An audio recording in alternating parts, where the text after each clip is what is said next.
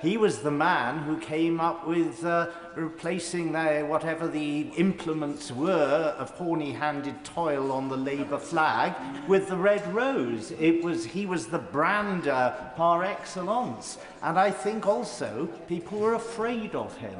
I'm not the first person to describe this as the Mandelson story, and I'm sure I won't be the last. Yes, hear, hear.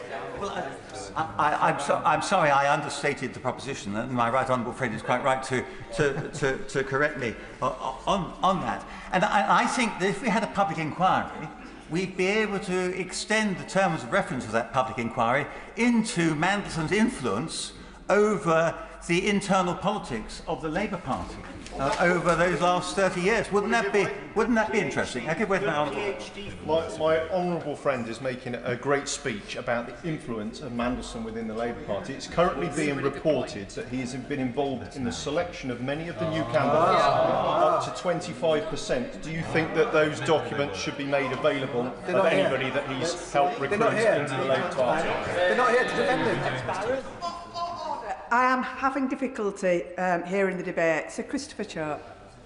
Madam Deputy Speaker, I think what you were hearing was the incredulity being expressed by my honourable friends at this revelation that this man who was so discredited already has had such an influence in the choice of candidates, many of whom have been successfully elected at the last general election. I don't know how they're going to be voting in this debate this evening, but it's extraordinary that Mandelson has had this enduring influence over politics in this country for such a long time, and it's taken essentially the production of documents in the United States to enable us to be able to get somewhere near the truth.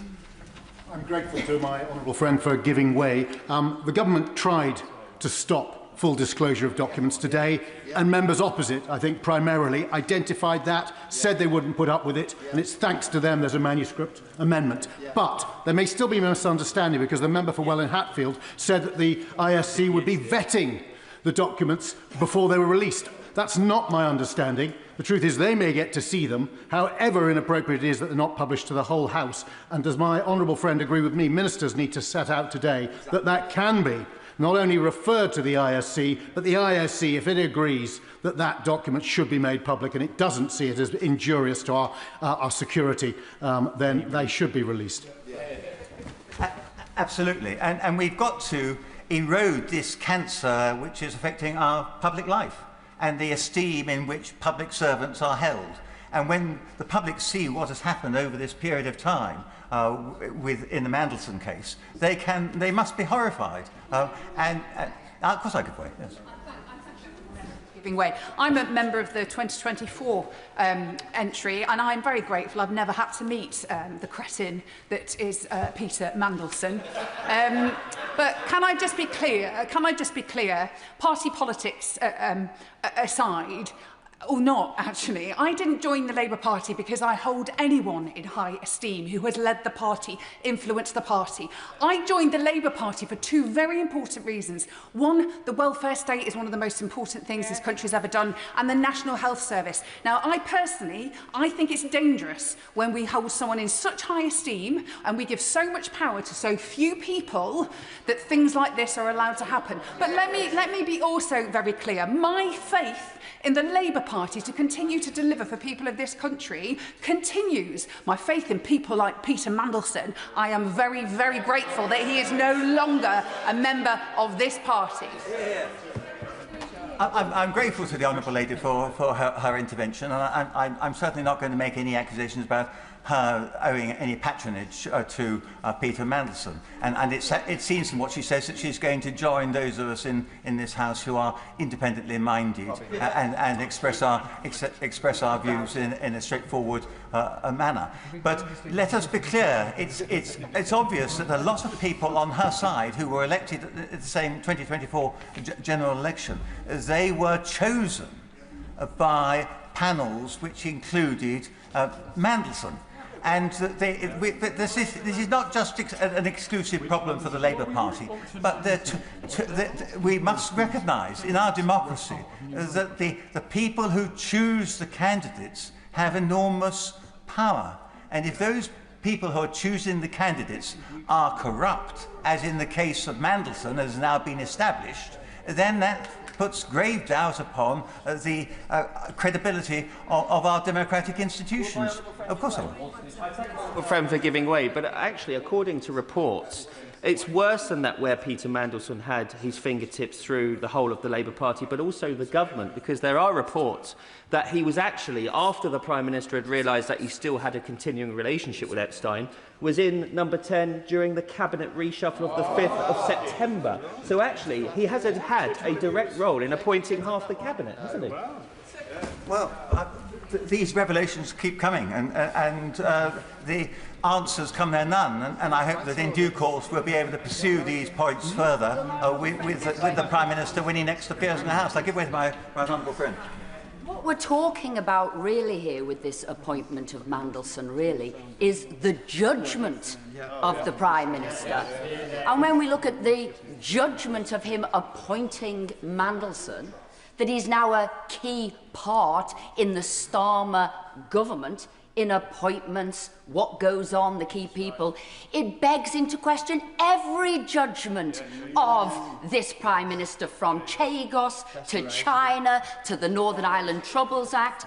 This today, I would say, is the crumbling of Starmer. His judgment is poor. His judgment is ruining this country and the Labour Party. My right honourable friend is absolutely right. It's fundamental. Judgment and discretion and the way we behave, and that's part of our character. And we know that the character is set quite early in life, and certainly we can see from the case of Mandelson that it hasn't changed in all the time that he was being involved in public life and public service, so-called. And so what the point I'm just going to make, and I'm going to finish in a minute, but what has... It's only because of what has been revealed in the United States that we are now in a position to know that he's no longer Lord Mandelson, no longer the Right Honourable Lord Mandelson. Yes, I'll give way here. I'm grateful to my honourable friend. In order that the Minister can have time to prepare and perhaps find out if he doesn't already know, does my honourable friend agree that he should find out, was Mandelson in number 10 Downing Street at the time of the last government reshuffle? Was he involved? Were his fingers involved in the appointment of ministers on that Treasury bench? And if he's able to tell us later categorically that he wasn't, that will be a relief to this House. And if we can't get a straight answer from the government to that my honourable friend's question, then that's another reason why I would say that we need to have a public inquiry. I give way to my honourable friend. You mentioned the revelation coming out of emails. The point I made earlier, which I think is also very important for the Minister to answer, is actually the government could have asked the Department of Justice in the States, is there anything in the emails that haven't been released that relates to Mandelson that could affect our decision to appoint him? There was nothing stopping them approaching the DOJ and asking that. It's vital that we know whether they did or not. That's another very good point that's been made. I'm sure it will be picked up on the Treasury bench and they will respond accordingly. But so we have to thank our mercies in a sense that Mandelson has been exposed finally, and it wasn't just that exposure outside George Osborne's house. Yes, of course I would. Yeah. Thank you very much for giving way. I very much enjoyed the history lesson about a man who has a history of misfeasance in public office. And I've spoken in this House about my surprise at his appointment as the US ambassador, which is an incredibly important relationship for this country. Listening to the debate, it makes me reflect on the importance of parts of our Constitution which give us freedom of speech and freedom of the press. Two incredibly important things, and I think we all owe a great vote of thanks and gratitude to Elon Musk and X, who has played his part in exposing a great deal of this of this evil, of this evil.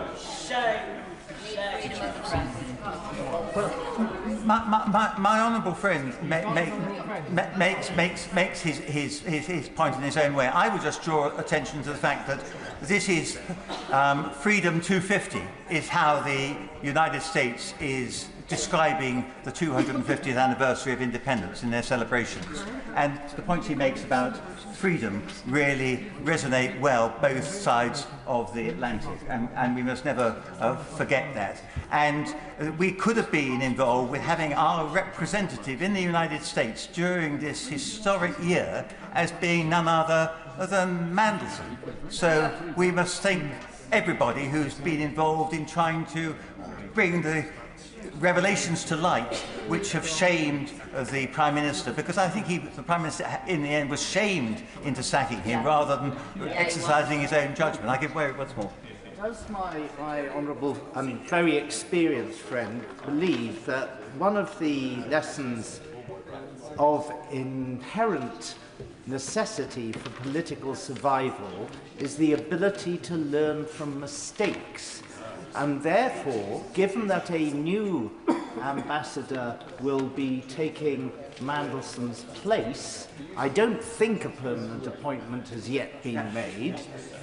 Does he think the Prime Minister will have enough good sense and wit to appoint a diplomatic professional to the role, or will it be another ill-starred flunky that he favours for political and personal reasons? Probably. Well, actually, I'm grateful for my right honourable friend's intervention, but actually I think the appointment has been made. I met the gentleman concerned, who is an esteemed member of the diplomatic corps, and he was present at Mr. Speaker's dinner in honour of the Speaker of the House of Representatives 2 or 3 weeks ago. So I think we are in safer, more secure hands there.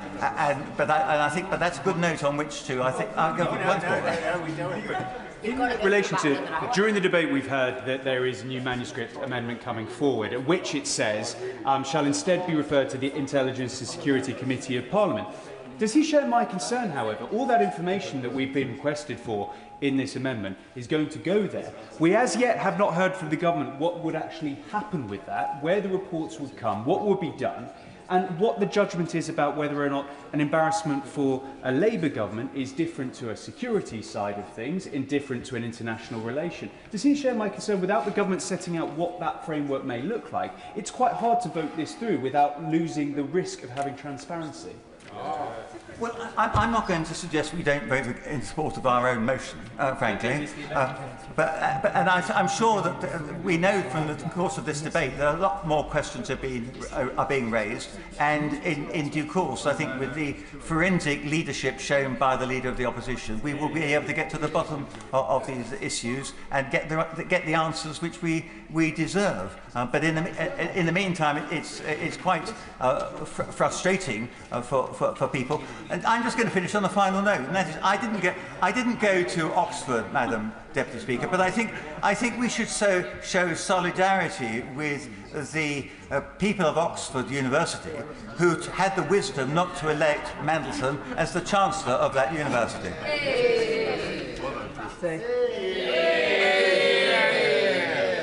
Thank you, Madam Deputy Speaker. It's a great honour to follow my honourable friend from Christchurch, who I have to say was one of his shorter speeches that I'm Look, we come here for a very serious matter of one of the most utmost gravity. I've heard a number of really good speeches from all sides of the House, including members of the opposite benches, and I do commend all the members who've stood up and said, because it's not an easy thing to do, all of the members who have stood up and said that they're not happy with the government's position. I am very, very pleased that we've got to a point where there is a manuscripted amendment now that will force the hand of the government and make sure that the ISC has a pivotal and critical role to play. But I do want to pick up on a number of members who made some points that do agree with and some that I don't. And while I agreed with a lot of the points that were said today, I did notice that a couple of members did say the government got here because they demonstrated leadership. They did not demonstrate leadership. No. They got here because they were dragged here to do so. They got here because there was a dump of documents by the DOJ, and the leader of the opposition tabled a motion which forced their hand, which meant that members opposite had to finally confront the fact that the Lord Mandelson, Peter Mandelson, had a relationship with Epstein for much longer than many of us knew, but certainly the Prime Minister knew.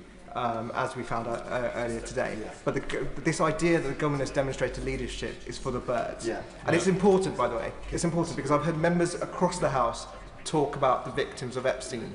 But I say to members opposite, they are just words if you do not follow them up with action. And while the ISC amendment is important today, that is not the end of the journey. Because for months now, we have been pushing on this side of the House to get clarity and find out the truth as to what has been going on with the appointment of Lord Mandelson. This goes right to the heart of our politics. And what did we find out today when the Leader of the Opposition challenged the Prime Minister? He'd run out of road, and he finally had to come clean that he knew about his relationship. And this idea that you need to know the depths of the relationship. I asked members opposite, what is the depth of a relationship with a paedophile that you need to have before it becomes eligible for declaration? I think the fact that the Prime Minister resisted giving that answer for so long proves the fact he knows it's incredibly damaging to his judgment, that he didn't want people to know that he had known and appointed him anyway. Well, I think it's. I agree with my honourable friend, and we were sat together in the debate reflecting on some of the speeches. And when we talk about, I think it was the Health Secretary who talked about the toxic culture at number 10. Well, this debate, that amendment was a demonstration of that toxic culture, because it wasn't for the victims of Jeffrey Epstein that amendment was put forward. It was to protect the Prime Minister. Now, of course, I get. Absolutely. And does my honourable friend agree with me that actually to try and focus on the angle of what he did as a minister in releasing secrets and trying to get them to make money from them, etc., is still deflecting from the fact that a man who was associating with a convicted and now released paedophile was felt to be worth the risk to have been sent to America as the ambassador. Exactly. We should all share anger in that, because it speaks to a rot that has now, as we find out, has infected our politics and government in this country, Labour governments in this country, for decades.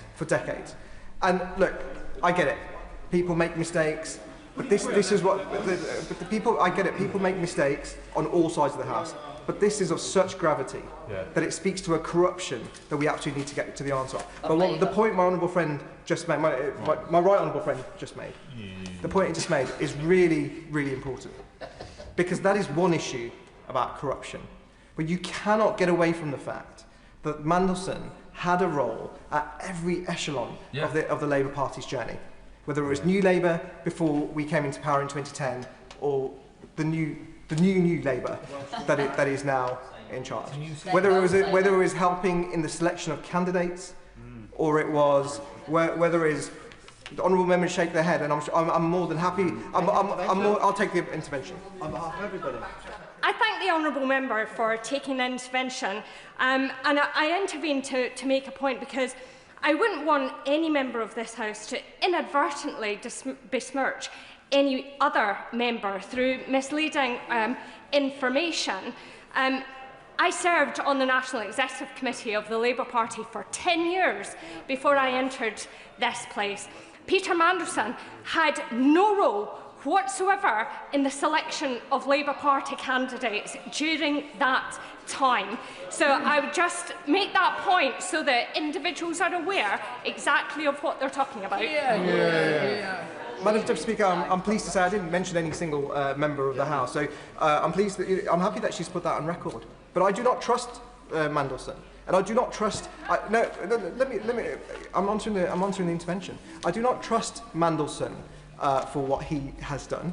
and how far his reach was in this government or in this party. I do not trust him because we know he had a very close relationship. She can shake her head all she wants. We know she had a close relationship with Morgan McSweeney, the Prime Minister's Chief of Staff. The party opposite hasn't even started to address the point of the Chief of Staff. And I do not believe for a second, and I hope she's right, by the way, but just in case she's not, and the documents do come to the fore, I'm sure we'll come back to this House to scrutinise which members he had a hand in appointing. Thank you. Just on that point, it's currently in the mainstream media at the moment that Mandelson had a handle on recruiting candidates for the Labour Party. The mainstream media are reporting this. They will have evidence to support this and back this up. There will be candidates that have been selected where he's had his hand on, and he's also been in cabinet reshuffles. That's what is rumoured to believe. So he has had a far bigger reach than probably most of you realise, and any defence of that now is indefensible. I couldn't have said that better myself, although I may not have used the word you, but that's This is important. This is important because of the reach that Mandelson had and how he was enabled. And at every step of the way, there was no regard for Jeffrey Epstein's victims. And that is a really, really important point, because there's been a lot of obfuscation today. We've had to drag the government into this position where this amendment has now been put forward, where they now will release documents to the IC. And I noticed the earlier intervention about the role of the IC that my honourable friend made. I think it was a really important point. Because if members opposite, I say this again, this is not the end of the journey. They have a role to play now. They have a role. I will admit they have a role to play now in terms of doing right by those victims. Because what we do know is that Mandelson was an enabler, and anyone who's enabled Mandelson needs to take a long, hard look at themselves. Giving way, but isn't the wider point here? If the Prime Minister was duped, wouldn't you be releasing the papers back in September when we had the SO24 debate, or putting them out now, rather than bringing it to a debate here where he's forced his hand to to have these papers? The only reason we're having some papers released is because his hand has been forced by the Leader of the Opposition. Doesn't he think that's bizarre? Correct. Well, it's not bizarre because we've been here many times before. They've been dragged time after time, scandal after scandal. I say to backbenchers opposite, this is a Prime Minister who is now flailing. He's admitted, after months and months of pushing, that he knew about the relationship that Mandelson had with Epstein, and yet he thought it was a risk worth taking anyway. And I made this point earlier, that risk worth taking, it wasn't just about denigrating the experience of those victims. It's also, the risk worth taking was marching all those members up a hill and using their careers. And it's okay, look, we're members of Parliament, we care about our careers, wherever they may end up. But the truth of the matter is, he did not care about that. And that journey is not over yet, because he is going to use them over and over again. He will throw people under the bus. Before he throws his Chief of Staff under the bus, that will happen too. I can almost guarantee it. Does my honourable friend think that we're going to get to any sort of position where we can start to understand what level of influence did Mandelson have that, having not declared six-figure sum loans, had to resign from government, having tried to flog passports, had to resign from government, having gone off to the EU, and now all the allegations of that brought back into government, put in the House of Lords, there must have been something that made people think it was a good idea to bring him back again and again and again. The exasperation that my right honourable friend shows is exactly the exasperation that the British public will be seeing as they read the headlines, and they have been seeing and showing as the stories have unfolded. As the stories have unfolded over the last few days and over the last few months. And this really comes to a really fundamental point about the toxicity at number 10. And this is really important because this is where the members, they have the authority and the power to do something about this. The toxicity at number 10, because the rot starts at the top. And this is fundamental.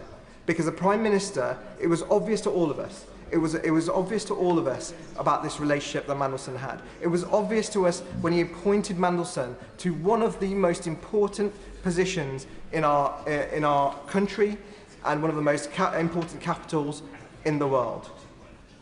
One of the most important capitals in the world. It was obvious to us. And the Prime Minister did it anyway, because he thought it was a risk worth taking. In response to the intervention from my right honourable friend, the member for Wetherby, there's a key difference between this Prime Minister and former Labour Prime Ministers in that Gordon Brown and Tony Blair appointed Peter Mandelson without knowing some of the connections that he had. The key difference is that this Prime Minister knew and still did it. So there is still a Labour Prime Minister with integrity, and that's Gordon Brown, who actually took this to the police. This Prime Minister did no such thing. I thank my honourable friend who always makes excellent points, and I was going to talk about Gordon Brown later, but I will do it now. Because he raised the question back in September. He wanted to know what has gone on, and he asked the question, and he was battered away.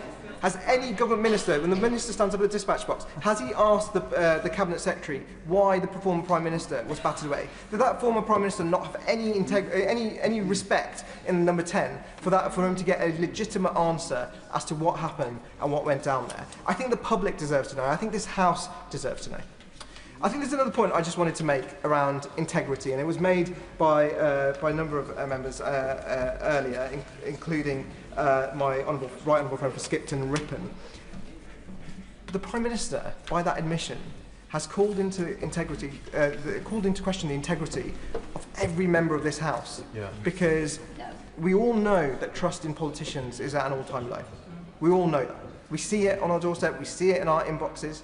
I was at a birthday party for my 4.5-year-old son on the weekend. I was chatting to some parents, and of course, with the Mandelson headlines, this came up.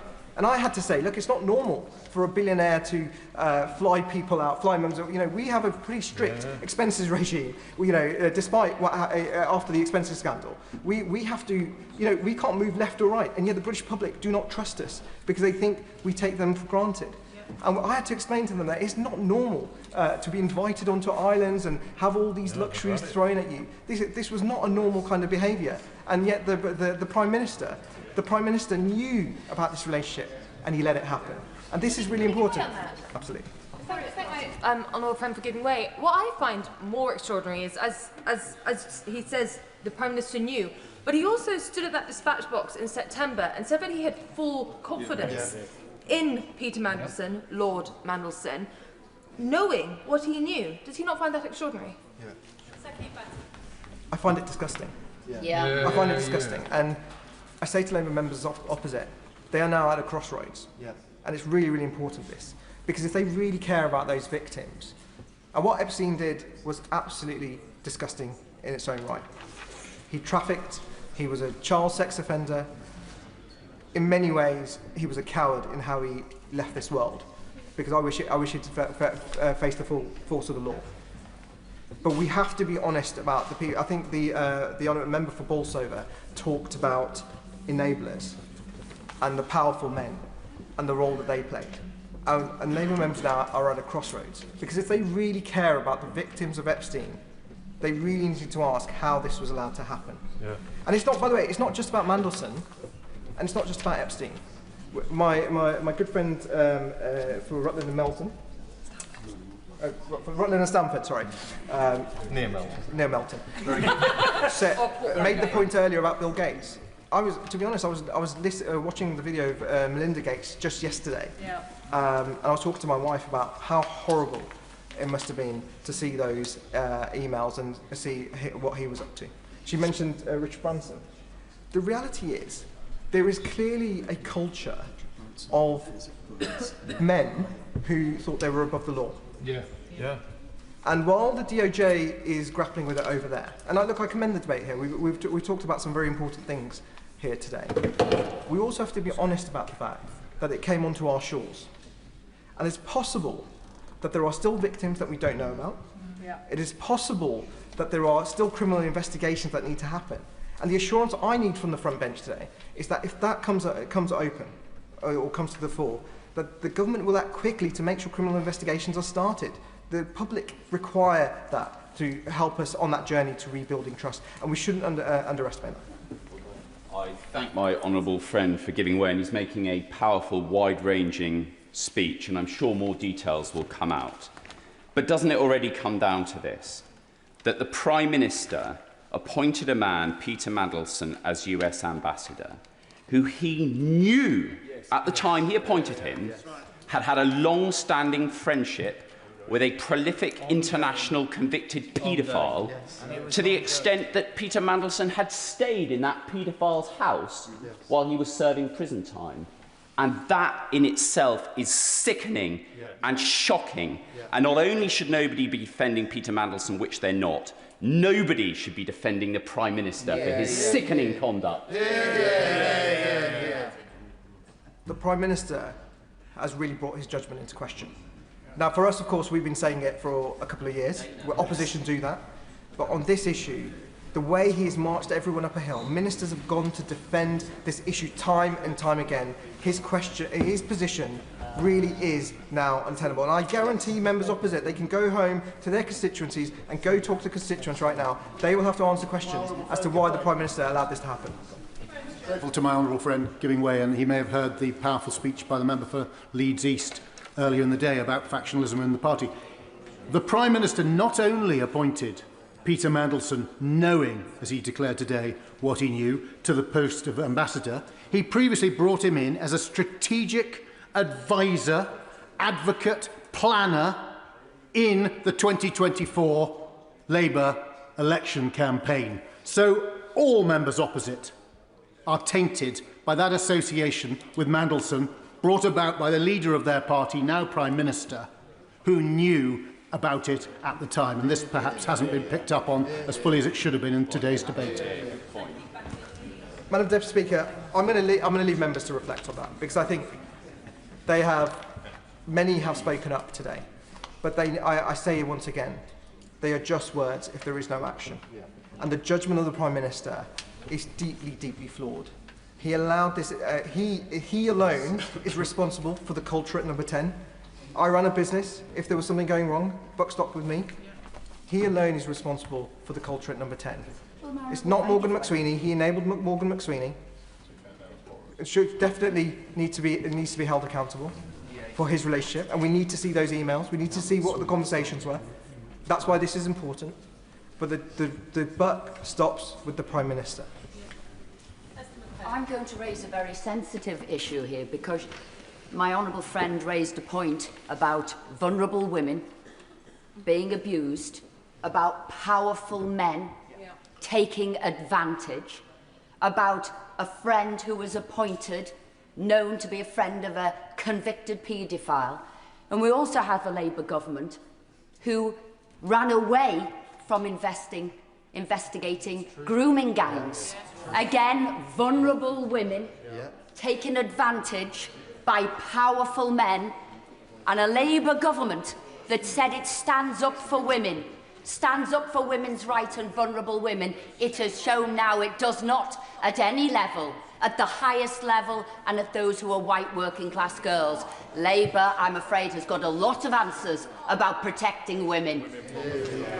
I'm going to end with my response, with two responses to that intervention. Number one, she's obviously absolutely right. And I say to members opposite and who are shaking their heads, it brings into question every decision that the government has made because of the lack of judgment that the Prime Minister has shown. And I say to my honourable friend, I stood at that dispatch box and I repeatedly called for a national grooming inquiry. Right? I am a British, Pakistani male. I'm Muslim. I have two sons. I want them to grow up without aspersions being cast on them. Hear, hear. One day I hope to have a daughter. Sorry to my wife.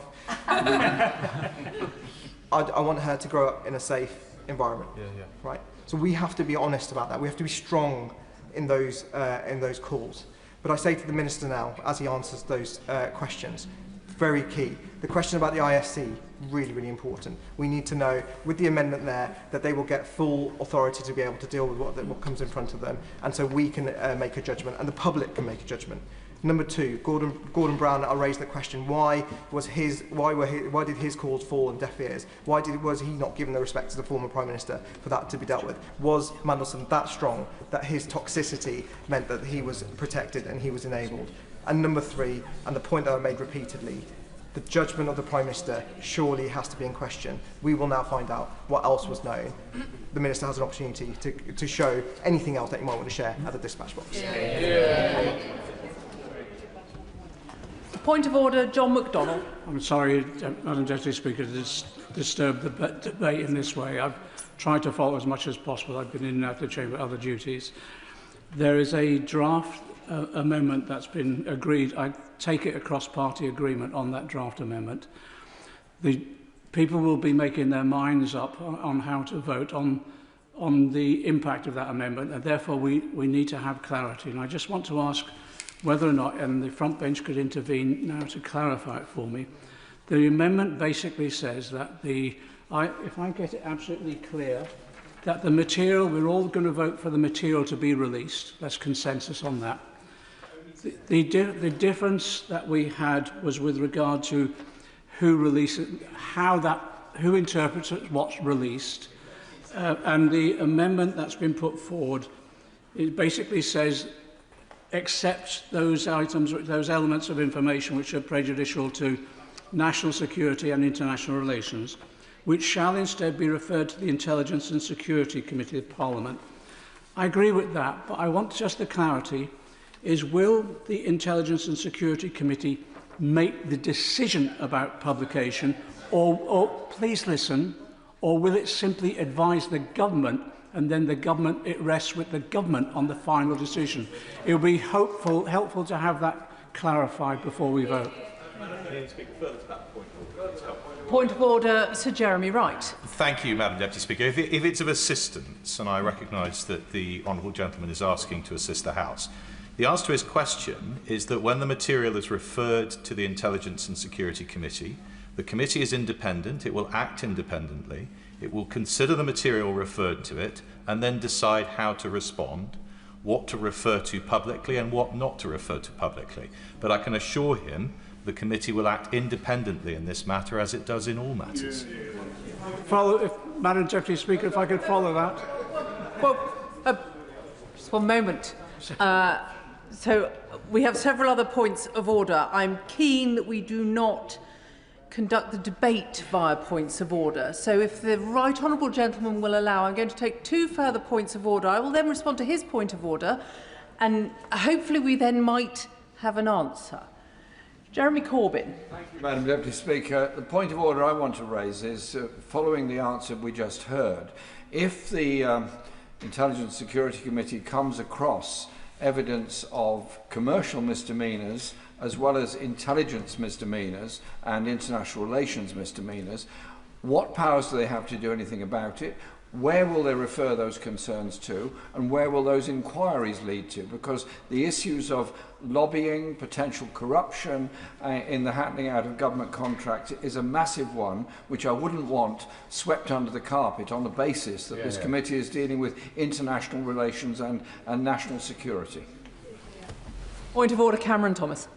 Deputy Speaker, this debate has heard an intervention this evening by the member for Great Yarmouth, rather tactlessly, I believe, who celebrated Elon Musk in this debate. Now, notwithstanding the fact that, like Mandelson, Musk has a relationship with Jeffrey Epstein and, in fact, was found to have been practically begging for a visit to his island, the member for Great Yarmouth declined to include the fact that... Order. That is not a point of order and is a point of debate. And I do not think that in points of order, specifically around the Intelligence and Security Committee, that's an appropriate moment to raise that. Comments by other members are not for the Chair to rule on during the course of a debate. A point of order, Cameron Thomas. I'm very grateful, Madam Deputy Speaker. The member for Great Yarmouth declined to include in his intervention his interest. He is, in fact, paid and bought and paid for by Elon Musk, Madam Deputy Speaker. Can I thank the honourable gentleman for that point of order? I think he has very clearly brought into question the probity of the member for Great Yarmouth. He might want to withdraw that. It is, of course, a matter for the member for Great Yarmouth, should he have declared a point of order. He could now do that by putting any interest on the record. Point of order, John McDonnell. I'm really grateful for the intervention that took place. I just want the assurance that government will have no veto exercised over the information that will be provided via the committee. Can I thank the right honourable gentleman for that point of order? As he will know, the powers of the ISC is not a matter for the Chair. However, the Minister on the front bench will have heard his comments and will have every opportunity in winding up to respond to that specific point and provide the entire House with the clarity that I believe it is looking for on that point. Point of order, Simon Hoare. Further to that point, to the point of order made by the honourable gentleman, which he didn't quite get to finish, the honourable member for Great Yarmouth has in his published register of interests significant monthly payments by X Corp, headquartered in California. That surely should have been a declared interest when making the intervention. Can I thank the honourable member for that point of order? He will know that declarations of interest are not a matter for the chair. However, he might be advised to refer that to the Standards Commissioner for their investigation. Point of order, Rupert Lowe. Thank you, Madam Deputy Speaker. I have declared these payments in my declarations, and I apologise if I should have declared them to the House. They're public, they're not hidden, and they have no relevance to what I discussed earlier.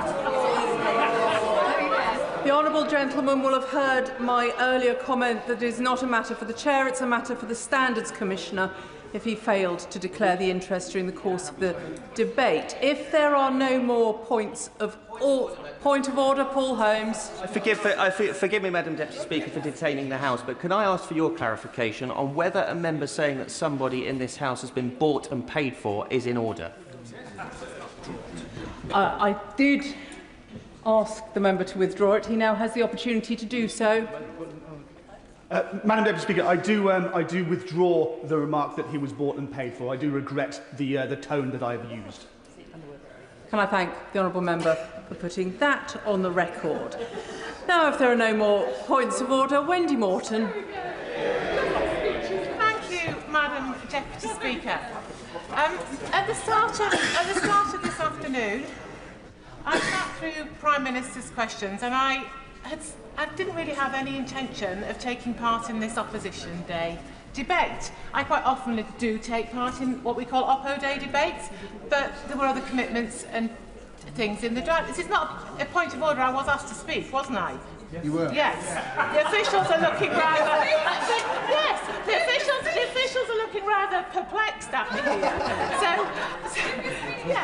So at the start of today, I had no intention to speak in this debate, but I sat through Prime Minister's questions and I listened to the Leader of the Opposition asking the Prime Minister direct questions, and with each question that went by, it was quite simple to me that there were more questions that were simply being answered, and there was an attempt by the government to simply sweep this issue to the side and to deflect to other matters around the periphery. So, I want to first of all come to the humble address. Now, I've not been in this place as long as some of my vintage colleagues here, and I say that in a very kind way. But I have a few scars to bear from my time as Chief Whip. I never lost a vote, mind.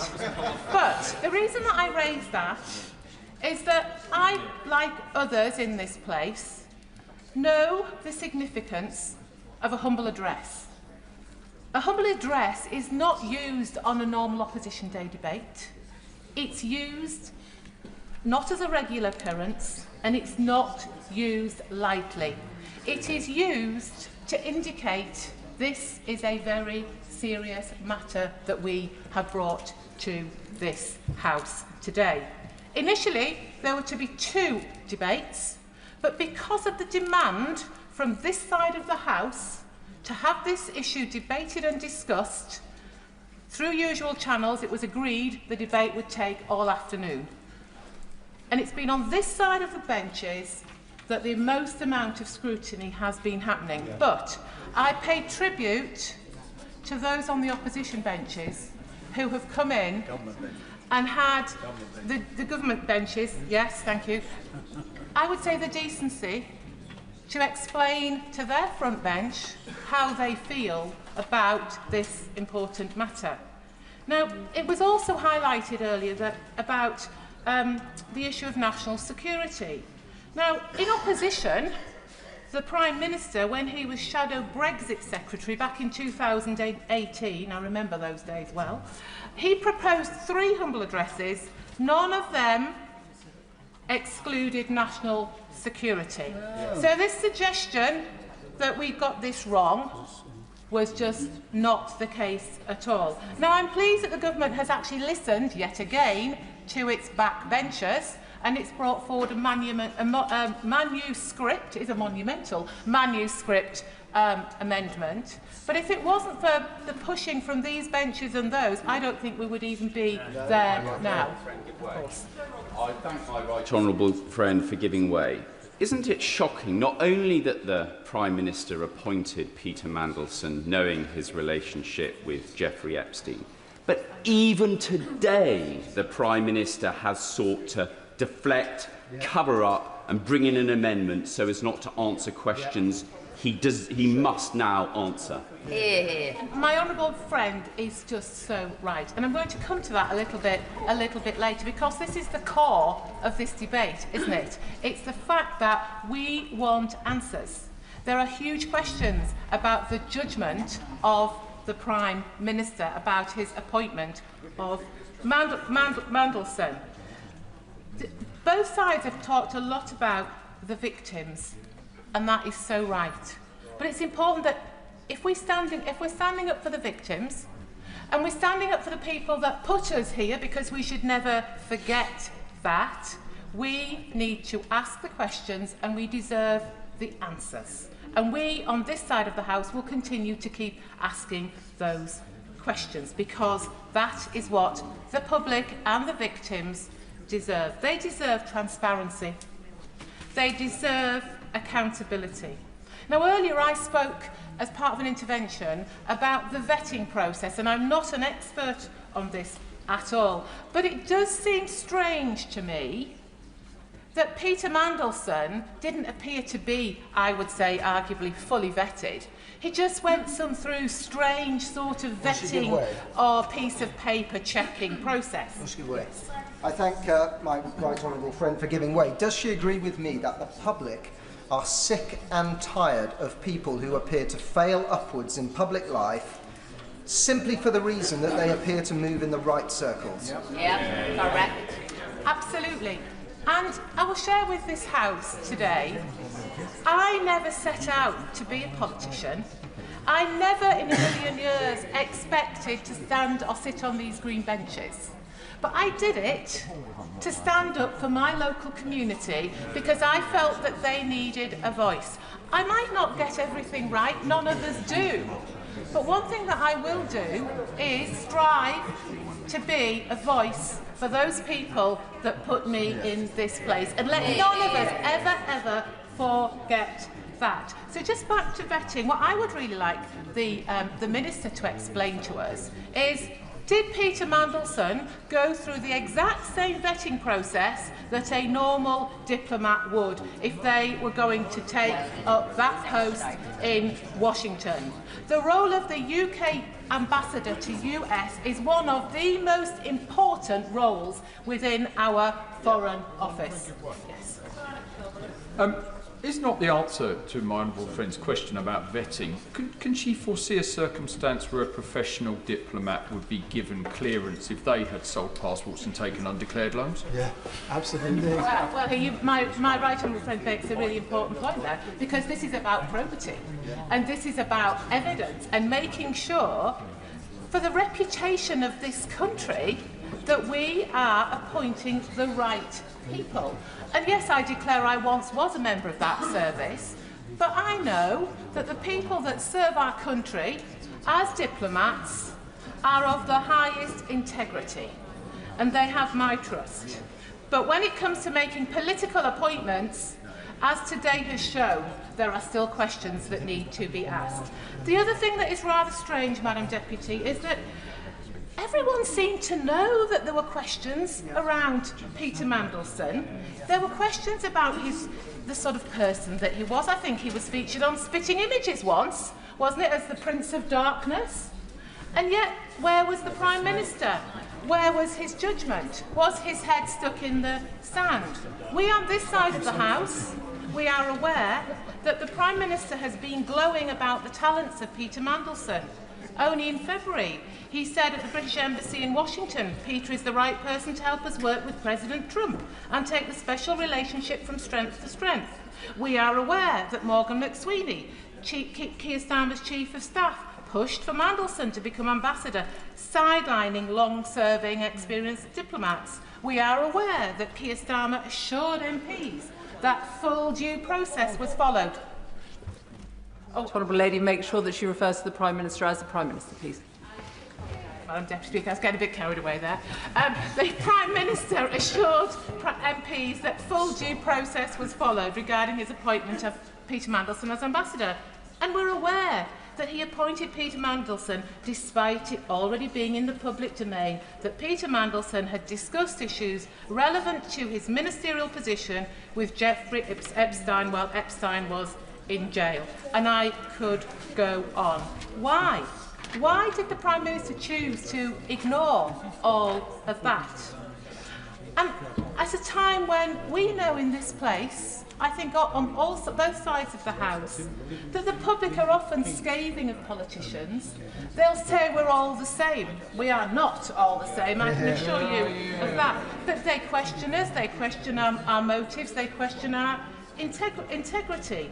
Some will even refer to us in this place as members of the establishment, something that I will always rail against. But I can absolutely see why they may say that. They mock on the other side of the benches.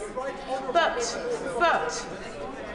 the point here is about integrity, of course. My honourable friend is making a really serious and important point, and she made a point about how she ended up in this place, and I don't think anyone should denigrate her for all the hard work she's done to achieve what she has. I'm grateful to my honourable friend, but after a while you just get used to that sort of thing when you've been here for a while. The point is here that we should never forget the people outside. We should never forget the Nolan principles. Members on this side of the House have explained, which perhaps I think was needed to certain members on the other side, the importance of the Nolan principles and what they are. So I would urge the government to do the right thing. Honourable friend. Yes. I thank my right honourable friend for giving way, and she quite rightly talks about trust and trust in politics, trust in politicians. But the issue here is that the Prime Minister put blind trust in a proven liar. So much trust that he was willing to forego process, forego judgment to appoint him to one of the top diplomatic roles in the country. Why does my right honourable friend think that the Prime Minister showed such a lack of judgment, such misplaced trust? And why is it this country who's been proven on the international stage to be the laughingstock because of it? Well, that is exactly the point. I don't think it's for me to answer those questions. I think it's for the Prime Minister to answer those questions. But I personally will continue to question his judgment. How on earth did he appoint Peter Mandelson to this role? But it's not just me, Madam Deputy Speaker. It's not just people on these benches that are questioning it. Today, we've heard from members of the Labour government benches who are also raising questions. Yeah. And the benches are quite full now, but it's been this side of the House that has been leading the charge on this topic. On so many opposition debates, I would expect to see those benches of the government full. Yeah. Full, taking the charge and debating back to us, defending the position of their government. Have we seen that? Very little indeed. I thank my right honourable friend for giving way. Aside from the evident, persistent and consistent failure in the Prime Minister's integrity, doesn't this demonstrate massive questions over the hold that someone whose name for the last 2 or 3 decades has been a byword for sleaze has over the government and people at the top of the Labour Party? Absolutely. It absolutely beggars belief. And if we want to clean up politics, then this sort of thing should not be being allowed to happen. Politics is a difficult place, we know that, but this was down to judgment. It was down to the judgment of one person, or was it the judgment of others around that person? So I urge the honourable and right honourable members on the Labour benches opposite, do the right thing this evening. Stand up for democracy, stand up for Parliament, and stand up for decency. Alicia Kearns. Thank you, Madam Deputy Speaker. Liberation Day. That is how Mandelson described the day of Epstein's release for prison for procuring children to be trafficked and raped. Mandelson's next message was, "How is freedom feeling?" Epstein replied, "She feels fresh, firm and creamy." Mandelson's next reply, "Naughty boy." Now, we hadn't seen this email, I'll admit, when the ambassador was appointed. But let's look at what we did know when he was appointed ambassador. We knew at that point that he had consoled this paedophile, consoled him on his being found guilty and convicted for just one of the many, many crimes he had committed. We also knew that while he was Deputy Prime Minister of this country and Business and Trade Secretary, carrying the flag of our great nation on an official visit to New York, he stayed in a convicted paedophile's flat. How dare he do that while representing this country? But the idea that no one in the Cabinet Office, no one at the Department of Business and Trade, no civil servant, no political appointee knew that he'd said, "No, I don't need a hotel, thank you ever so much. I'm going to stay at my friend Epstein's house. Oh, by the way, he happens to currently be in prison, incarcerated, but I'm going to stay at his house anyway." That, to me, raises serious questions about why he was not pursued for misconduct in public office back at that point. And no one can say that the Labour government did not know, because having been a civil servant, I knew where my ministers were staying when they're abroad. Not sure they always wanted me to know, but I knew. And none of them would have ever done that. This is the heart of the issue with the judgment of the Prime Minister. Now, on Monday, one of its ministers, the government's ministers, said nobody objected when Mandelson was appointed. I would say, look at Hansard. I remember objecting very, very clearly and repeatedly, because it was very clear at that point that Mandelson had repeatedly said that Epstein did not deserve to be in prison, that this was an awful time for him, how he was caring and thinking for his good friend. Why was there no investigation, and why was the vetting not done right? Because there is no question that the vetting cannot have been conducted properly. I have been through vetting myself. Now, I accept it was not as a minister, but as a civil servant, I've been sat in a room with a rather elderly gentleman for 2 hours, asked about my every sexual proclivity, asked about when I lost my virginity, asked about whether I'd taken drugs or not, asked about every single aspect of my life. Because civil servants, whether they be apolitical or politicians in this place, should hold themselves accountable and be right to be appointed for these roles. It is quite clear from the debate today and from the evidence given by the Right Honourable Member for Malden that the Prime Minister wanted this done. And because the Prime Minister wanted Mandelson, Mandelson was going to be appointed. Now, we will see when the docs are released how they were able to get round the official vetting. But this draws my concerns to another political appointment that was rushed through because the Prime Minister demanded it, and that was Jonathan Powell, the National Security Advisor. This is another appointment where there are significant concerns about his business interests, significant concerns of this House that there has been no scrutiny of Jonathan Powell as National Security Advisor because he will not come before this House. He will not give evidence to this House. His relationships in China, his relationships around the world. And yet Jonathan Powell is permitted, again flying the flag of this nation, conduct secret visits to China where he meets with Wang Yi and other senior representatives, where the British government refuses to put out any press notice explaining why the visit happened, or even the fact the visit happened at all. Will she give way on that? I will happily give way on that point. My honourable friend, she's, as usual, giving a very good speech. And, Madam Deputy Speaker, I was a former Special Advisor at the Cabinet Office, a great department with great civil servants. But my honourable friend has mentioned the case of Jonathan Powell and Lord Mandelson when he was Deputy Prime Minister.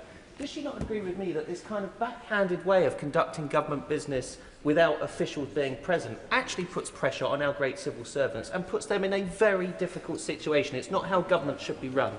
Absolutely, I agree entirely with my very good friend. I was actually very taken back earlier by the comments of the chair of the Foreign Affairs Committee, who sought to give us a lecture in how vetting is undertaken by government, where she kept referring to fast-stream civil servants were the ones responsible for the vetting. Fast-stream is a mode of recruitment. It is not once you are made a civil servant. And it did feel like she was trying to suggest that there were junior civil servants who should be taking the can for the vetting process that was pursued. And I very much hope that is not the case, because it would be deeply inappropriate if it were. But the two commonalities between the appointment of Lord Mandelson and of Jonathan Powell are Morgan McSweeney. So I must ask whether or not Morgan McSweeney is the one who here should be held accountable. Because at this point it looks like no one is going to be held accountable. I will very happily give way. Today's debate is about accountability. Everything falls at the lap of the Prime Minister. Does she find it quite frankly incredible that the Prime Minister has sent, with all of the greatest respect, a junior minister to the dispatch box when he alone has serious questions to answer? And would it not show real leadership that he came to that dispatch box tonight to wind up this debate? My right honourable friend is absolutely right, and he may also recall that following Prime Minister's questions today, I had no choice but to make a point of order, because the Prime Minister told this House that every humble address that their party had put forward in opposition had a national security protection clause. And yet, when I looked at the November 2024, the last two that they had done in opposition, neither features the word national or security, let alone the two put together. But the Prime Minister put his, in just a moment, but the Prime Minister in contrast put his hand up to me and dismissed me, shaking his arm at me as he left the chamber, as if the point I was making was not one that was necessary. And yes, on Monday, members will also recall, he shouted that I was pathetic for asking why he met with the master of the two Chinese spies when he went to China recently. If the honourable gentleman would still like to intervene, I'm very happy to take his intervention. Thank you very much, Madam Deputy Speaker. I'll take the honourable member's word for it that those humble addresses didn't contain those words. But if you take, for example, the humble address on Lebedev's appointment to the House of Lords in 2022, it didn't have to contain those words for the Conservative government to use national security grounds to not provide swathes of documents, precisely, doing it without the words even being included, and actually using rhetoric in the response that they were almost mirroring the Freedom of Information Act in the types of exemptions that should be applied. Are you really going to deny that that was the approach to dealing with a humble address? Two uses of the word used it. Sit down.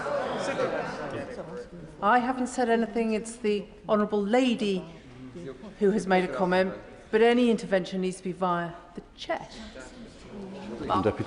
Apologies, Madam Deputy Speaker. I'm out of practice on my interventions, obviously. Would the Honourable Lady like to respond to that, and is she aware of the convention? The honourable gentleman, because I agree he should hold his government to exactly those standards. That is the point that I made precisely, and I'm very sorry that he missed my point of order. I recognise it was not a showstopper. However, that is exactly the point that I made. It is implicit within these, and if the government had tried to put wording in their amendments such as secret or top secret documents cannot be revealed, I would have said yes. That is absolutely fair, but that was the exact point. There is no requirement to stipulate national security, let alone some vague wording around international relationships, because it is already provided for. So I'm thankful to him for confirming exactly my position. Now, we've touched on China here. I do hope that when these documents are released, we will see also the full extent of the relationship between Epstein not just with the Putin state, but also with the Chinese Communist Party, because I do have deep concerns about the way in which Mandelson had a say over the current government's China policy, because there is no question that he has been in there and influencing that. Now, when it comes to what is still unanswered, as I have raised almost every day this week, on the 5th of December, I wrote to the government, in fact I wrote to the Cabinet Secretary, I should be accurate, and asked the details of Mandelson's severance package. These were not complicated questions. It was, what was the detail of the contract and will it be published? Has any NDA been signed at any point to do with it? When did Mandelson receive his final payment, or is he still being paid by the taxpayer? And what were the details of his severance package? We are almost 2 months on, and I have received no response from the Cabinet Secretary, who, as we have discussed today in this chamber, almost ad nauseum, we do not have confidence to be able to carry out this inquiry. It is not a personal attack, it is recognition of the fact that he works for the Prime Minister. It is recognition of the fact that he does not reply to basic and straightforward questions from members of this House. I will happily give way to Honourable AG. I thank my honourable friend for giving way. Would she agree with me that, given that those are very basic and very straightforward questions, if she struggled to now to get that answer, and if again she struggles today to get that answer, then we can draw our own conclusions as to what the answer is? Absolutely. I think, unfortunately, members will slowly learn this place that where there is a vacuum of silence, our constituents, the great people of this country, see conspiracy, and too often they are sadly right. So I know that the right honourable gentleman on the front bench has committed to get me answers on my letter. Although he's currently having a conversation with someone else, I would just gently encourage him that I would like to see the answer to those questions on the severance today at the dispatch box. Because I raised it on Monday and I have received no response, it is in the motion. Please can we have those answers? I want Madam Deputy Speaker also to briefly reflect on what's happened over the last week. On Sunday, the Labour Party informed the media that they could not strip Mandelson of his membership of the Labour Party. Perhaps the Honourable Member for Islington, I believe it's North, would like to intervene on me on this point, because I suspect he has something to say about the Labour Party stripping the membership from its members. Then we saw the government on Monday telling this House that they cannot legislate. It would not be appropriate or possible for them to be able to legislate on this. It was too difficult, despite the entire House offering to sit until 4 AM to do so. We then had silence from the government when members of this House asked them to refer the matter to the police. It was quite clear from early doors that this was going to end with the police and hopefully in our courts, as I've argued it should have done back in 2010. Absolutely. But actually she will recall that during various parliamentary occasions in this chamber on Peter Mandelson, at one stage, despite the Prime Minister knowing that he had a relationship, at one stage she and I asked the Minister a very simple question as to whether they would strip Lord Mandelson of the Labour whip. And that was refused to be answered, and they didn't. Doesn't this just show a constant lack of action from a Prime Minister that doesn't have a grip? I thank the Honourable Gentleman, and look, the lesson of being in government, there are many, but one of the ones I'd hope that we have learned is the writing is normally on the wall. It was very clear from early days that this man was going to let down our country, but those of us who criticised him were told, but this is imaginative, this is inspired, they're putting in place a man who can shake things up and make friends with Donald Trump. Then throughout his persistent behaviour, as more and more became clear, the Prime Minister could have taken the decisive action, because as I've said, it has been clear for a very long time that this was not just going to end up with him disgraced. It was not just going to end up with us rightly saying that he should be removed from the other place. It is going to end up with him facing court, I hope. And let me be very clear, malfeasance in public office is what he should be tried for, and that does carry a life sentence. That is how severe the crimes are that he's conducted. And I am ashamed that Gordon Brown raised the flag of warning and seems to have had nothing in response to his concerns. On that point, I'd be very happy to give way.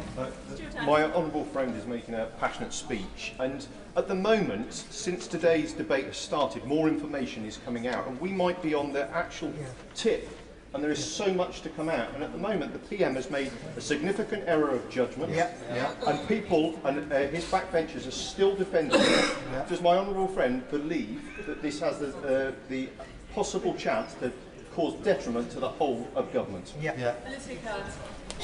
It's very difficult, particularly when your party has such a high number of new MPs, we've been there and experienced it, to feel the mood music, to hear the jungle drums and to understand whether something is a precipice, whether something is a turning point.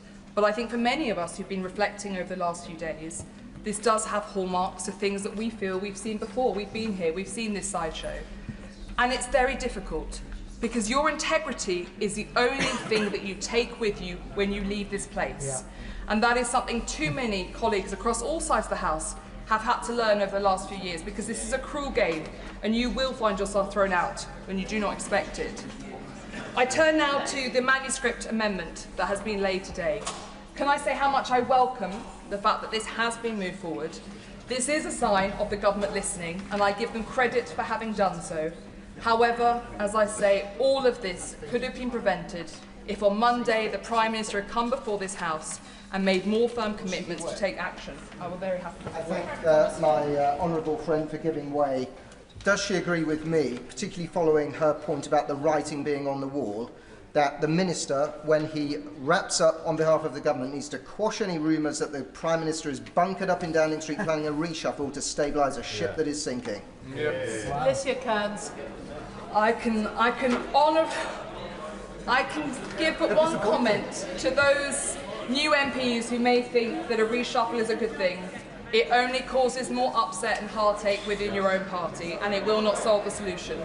I will very happily give way to the honourable member. I thank the member for giving way. Does she think that the House should be slightly cautious here and not just roll over and accept the government's manuscript amendment without clear assurances of how far the inquiries are going to go, whether they relate to commercial interests rather than just security interests, and a very clear process of reporting and a timetable on it, so that this isn't just a carpet brushing exercise to get rid of an embarrassing day for the government? Alicia Kearns. Can I thank the honourable gentleman? I think it's quite clear that the will of the House is that that would be beyond unacceptable, and that would be a contempt of Parliament if that was what happened. But I can say, and I would like to think this goes to the entire House, that I have complete confidence in the integrity of gentlemen like my right honourable friend, the member for Kenilworth, who sits on that committee. And no one would impugn his integrity or question that he would make sure he got to the bottom of whatever is necessary. But there is no question that this goes so far beyond the vile and inhumane treatment of women, but also to the way in which I'm afraid it appears that Peter Mandelson betrayed not just his own colleagues, but his country into the financial interests of others. I will take one last intervention. Grateful to my honourable friend for giving way, and further to that last intervention, we need assurance that we're going to have urgency. We've seen victims of child abuse in this country let down by a government which resisted an inquiry and then agreed to it in the big moment, which could be like today, where the government appears to give way, and then months passed with nobody appointed to it. So we need to hear from the Minister the government is going to move with speed to make sure this information comes out. Alicia Kearns. Can I thank the right honourable gentleman, because actually he's hit on a point that no one has raised in today's debate, and without it I think we would have had a real missed opportunity. There has been no commitment from the government as yet as to how quickly files will be turned over to the IC, and no commitment to how quickly all the documents mandated within this humble address will be released. That is vital. Now I'm hoping that as part of any release they will contact the Department of Justice and require the release of any additional documents that would be in our national interest, or anything that references Mandelson in any way, or indeed any British national in any way. But I think that would be something I would ask the Minister to please confirm, because yes, any existing documents could of course be on the IC's desk by Friday. So let's make sure we do move quickly. I want to just conclude by touching once again on the incredibly brave women, without whom none of this would ever have come out. And to Virginia, who obviously is not here today to hear us debate and discuss this important issue. We have to recommit in this place that we will hear women, that we will see women, and that we will stand by women who report abuse. Because all of us have seen how easily women's concerns are dismissed, how well we are spoken over, and how we are ignored, particularly when it comes to men of power. And we have touched on some of the men today who've been named in these documents who are commercially very powerful. There are concerns about who else may come out. No one who has been named in those documents who knew what happened to those women should be allowed to continue to live their lives and make profits as if this didn't happen. Yeah. And that must be the main commitment. I want transparency, I want those documents out.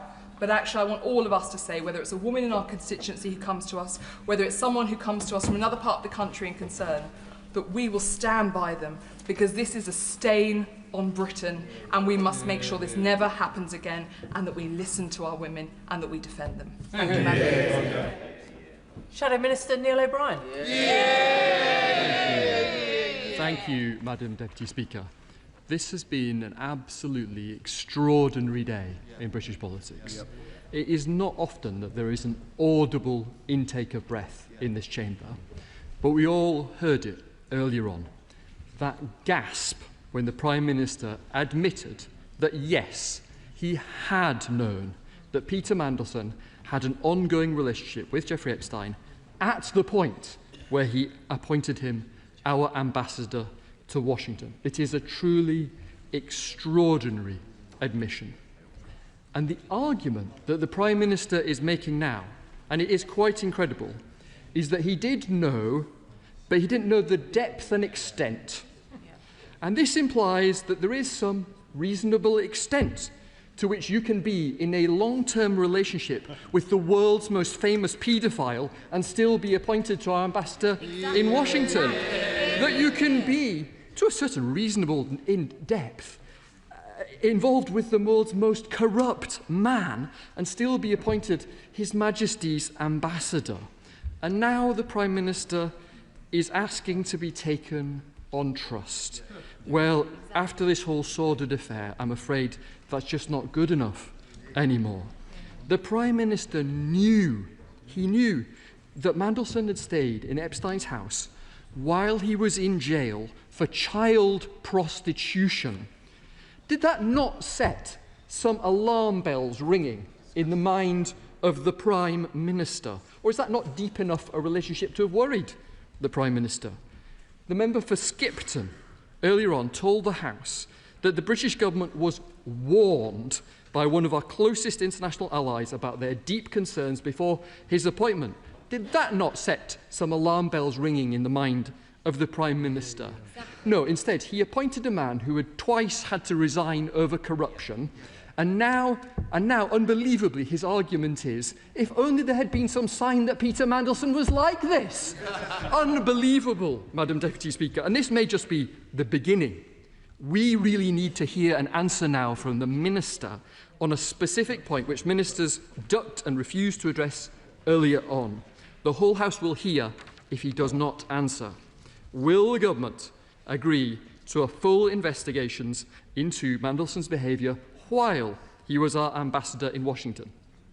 Because on 27th of February last year, Mandelson arranged for the Prime Minister to meet Palantir, a client of Mandelson's company, Global Counsel.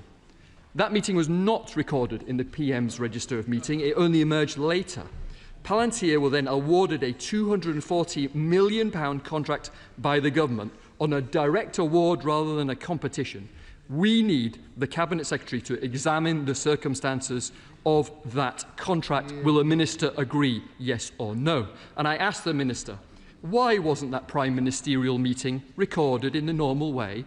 How many more such lobbyist meetings were there? What other inside information was shared with Mandelson's clients?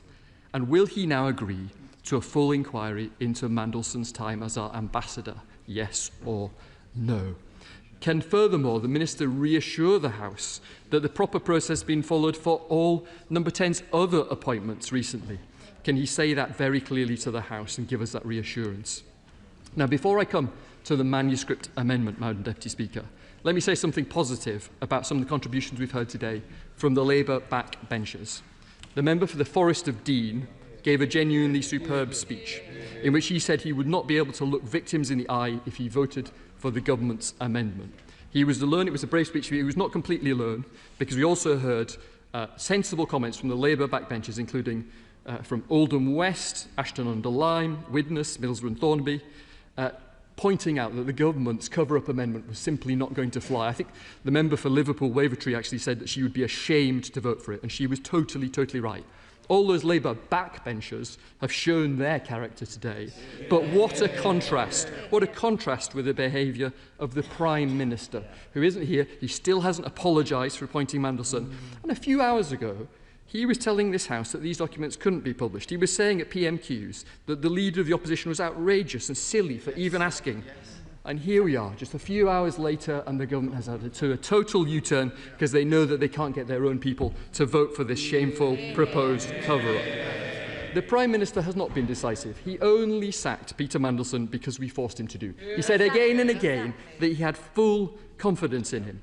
And I think many voters will be thinking, why on earth was the Prime Minister so deeply in hock to this man? The truth is, he was not out on a limb over in Washington.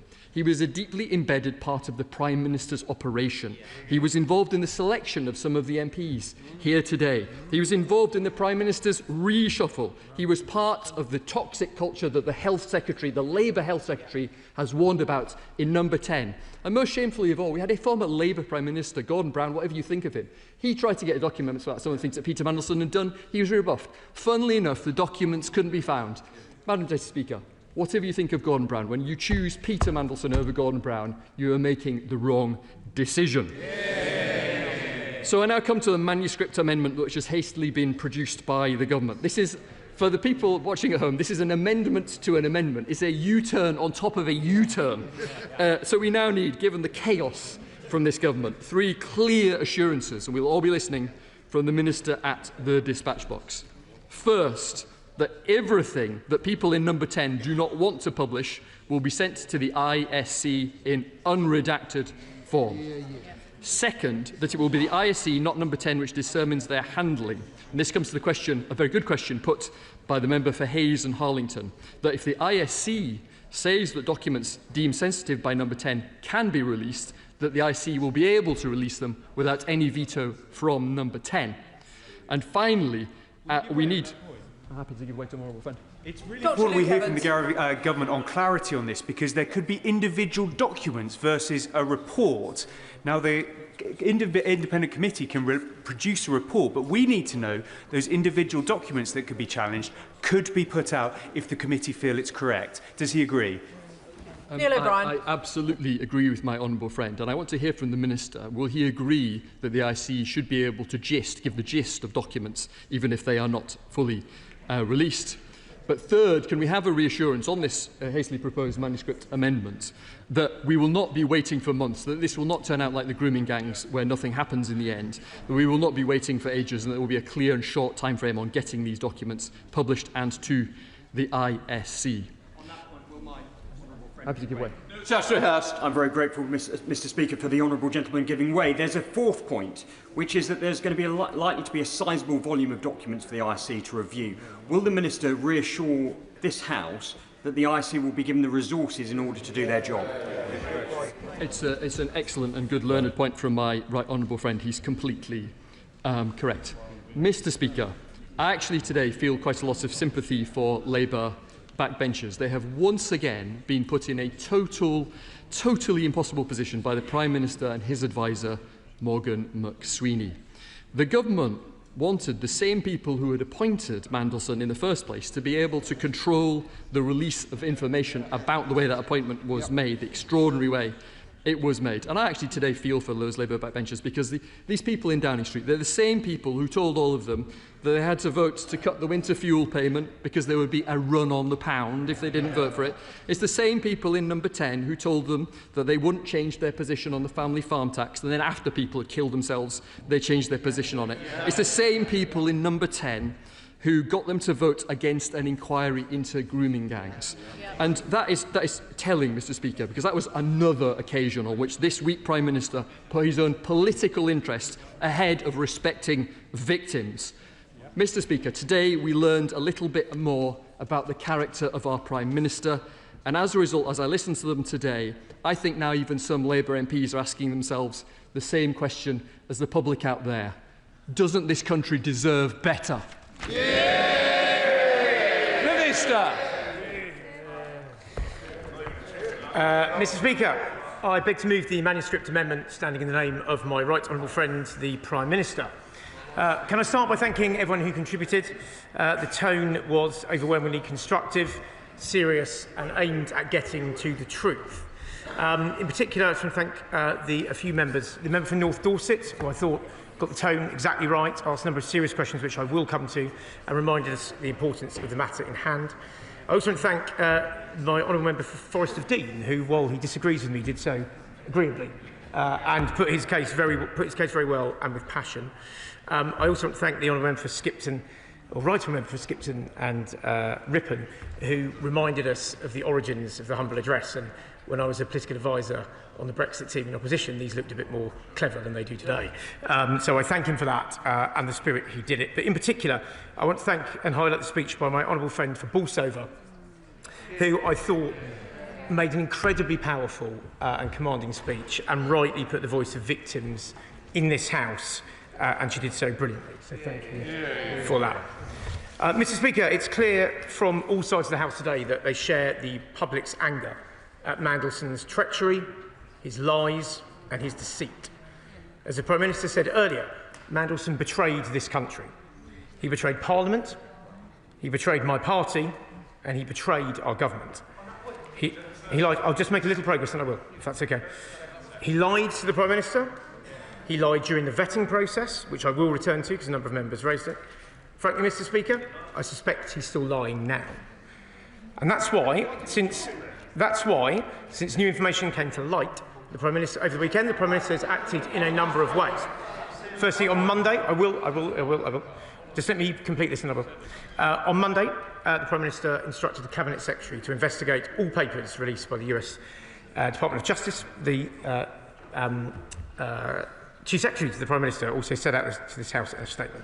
On Tuesday, the Cabinet Secretary decided to refer certain material to the police with the Prime Minister's support, and subsequently the police have launched a full investigation with which we will cooperate fully and must go everywhere the evidence takes it. I will give way, if you take up first the honourable gentleman there, then I'll give way.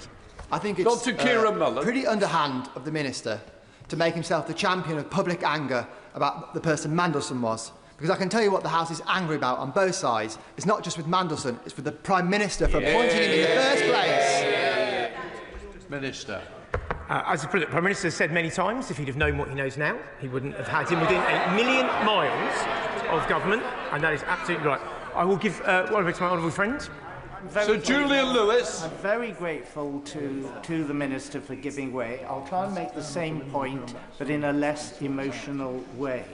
Now, the Prime Minister was asked today directly, could he tell us, did the official security vetting that he received mention Mandelson's ongoing relationship with the paedophile Jeffrey Epstein? And he replied, yes, it did. Now, the point is that when the Minister says he lied to the Prime Minister, but the Prime Minister knew that the relationship was ongoing. So even if he lied about some other aspects of the relationship, cannot the Minister see that the fact there was any ongoing relationship at all with a man who'd been imprisoned for paedophilia and prostitution, can he not see that that was an impossible position to defend, and no subsequent lies or revelations alter the fact that the Prime Minister appointed him when he knew that he'd been in that ongoing relationship? Can I thank him for that? As the Prime Minister said, he was lied to repeatedly by Mandelson. And the scope of the due diligence, which I will come to the vetting process in a minute, but the scope of the due diligence is within the scope of this humble address. It will be released. The House will be able to see for itself this process. I'll just make a little progress if that's okay, and then I will come back to it. Alongside further steps the Prime Minister has made in the last week, he has recommended to the King that Mandelson be removed from the Privy Council. He has instructed legislation, this is the point the Honourable Member for North Dorset raised, legislation to be drawn up to strip him of his title, and for wider reform of the House of Lords process. In answer to the question raised earlier, that legislation is imminent. It will be in government time. and it will be brought to this House as soon as possible. Frankly, I wish it was already here now, but it will come very, very soon, and it will be in government time. I will give way to the honourable gentleman, and then if that's okay. Grateful to the Minister for giving way. But of course, before the appointment of Peter Mandelson as our ambassador, he was appointed as strategic advisor, consultant, advocate and planner for the 2024 Labour Party general election campaign. And could I suggest that he was appointed, and members opposite know this to be true, because he was treacherous, because he was deceitful, and because he was a liar, a master manipulator in political dark arts. That's why the Prime Minister appointed him. And there's no defence, is there? Minister. Just to be clear, he was not appointed to any role in the 2024 campaign. I remember that campaign very, very well. And honourable members, to clear up two other points that were raised in this debate. As honourable members made very, very clear earlier, he had no role in candidate selection at all. That is done by the NEC and through the rule book. He had absolutely no role in it. He had absolutely, if I just finished, no, he had absolutely no role or say in any reshuffle either. And for honourable members just to keep repeating it, it is absolutely, fundamentally untrue. Who are you giving way to? I've got Forster.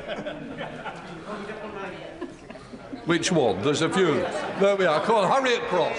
Thank the Minister for giving way. Just say the Minister was appointing his own new member of staff, and he knew that member of staff had twice lost a job in the past because of misdemeanours.